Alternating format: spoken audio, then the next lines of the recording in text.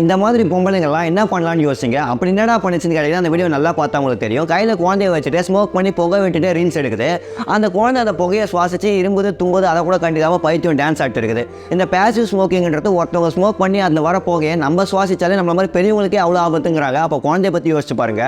இந்த மாதிரி பேரண்ட்ஸ் கிட்ட எனக்கு பிடிக்காத ரெண்டே விஷயம் என்ன அப்படின்னு பார்த்தீங்கன்னா, ஃபர்ஸ்ட் இந்த சோஷியல் மீடியாவில் அவங்க ஃபேமஸ் ஆகணும், இல்லை நிறைய காசு சம்பாதிக்கணுன்றதுனால குழந்தை யூஸ் பண்ணிக்கிறாங்க. இதெல்லாம் அவங்க விருப்பப்பட்டு பண்ணால் பரவாயில்ல. ஆனால் நீங்கள் ஃபேமஸ் ஆகணும், இல்லை பணம் உங்களுக்கு கிடைக்கணுன்றதுனால எக்காரணத்துக்கு வற்புறுத்தி பண்ண வைக்காதீங்க. ரெண்டாவது, நிறைய பேரால் ஏற்றுக்க முடியாது, ஆனால் இது பண்ணுறது ரொம்ப தப்பு. குழந்தைங்களை வச்சு வேண்டுதல் பண்ணுறது, அதாவது இப்போ குழந்தைங்க என்ன ஜுரம் அடிச்சா சரியாயிடுச்சுன்னா என்னோட குழந்தைங்க நான் வாயில் அழகு குத்துறேன், தீமதிக்க வர்றேன், இல்லை எனக்கு குழந்தை பிறந்துச்சுன்னா இந்த குழந்தையோட இத்தனாவது வயசுல நான் சபரிமலை கூப்பிட்டு வரேன், இந்த கோயிலுக்கு கூப்பிட்டு வரேன்ட்டு குழந்தைய வச்சு வேண்டுதல் பண்ணுவாங்க. நான் உடனே வந்தால் சொல்லுவேன், உங்களுக்கு ஒரு விஷயம் கிடைக்கணும், உங்களுக்கு ஒரு விஷயம் நிறைவேறணும் அப்படின்னா எந்த ஒரு வேண்டுதலாலும் உங்களை வச்சு பண்ணணும். அதை விட்டுட்டு குழந்தைங்களையோ சின்ன பசங்களையோ வச்சு எல்லாத்தையும் வேண்டிக்கிட்டு அவங்கள நீங்கள் கஷ்டப்படுத்துறீங்கன்னா அது சுத்தமாக நல்லது கிடையாது. நான் பேசுறது கரெக்டாக தோணுச்சுன்னா தம்ஸ் அப் எமோஜி கமெண்ட் பண்ணுங்க. மறக்காம சர்ப்ரைஸ் பண்ணுங்க.